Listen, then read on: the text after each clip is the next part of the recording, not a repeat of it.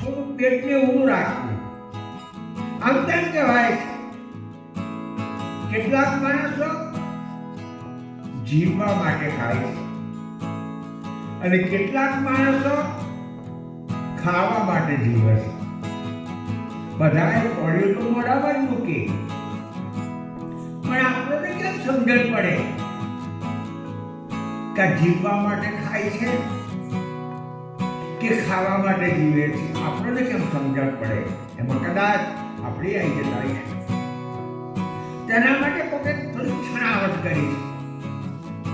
માણસ જમીને ઉઠે, નીચે આસનથી ઉઠે, ટેબલ પરથી ઉઠે, જમીને ઉઠે અને મોઢે હાથ ફેરવવાનો તો માની લેવું કે આ વ્યક્તિ જીવવા માટે ખાય છે.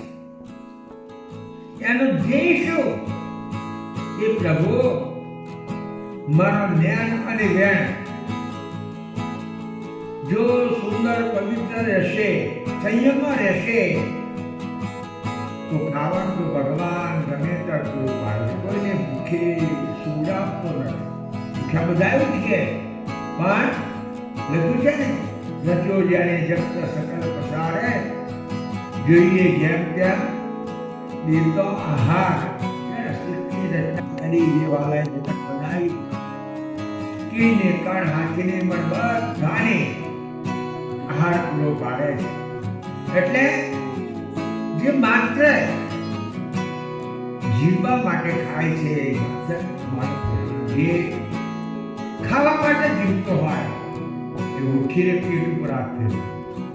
ભગવાન દુનિયાનું થવું હોય તે થાય, પણ મારું તો ભરજે. અને લોકોએ વધારે હાથ ફેરવ્યા ને એટલે મારી પાસે ગયા બધા એવું થયું, એટલે પેટ મોટો મોટો થયો.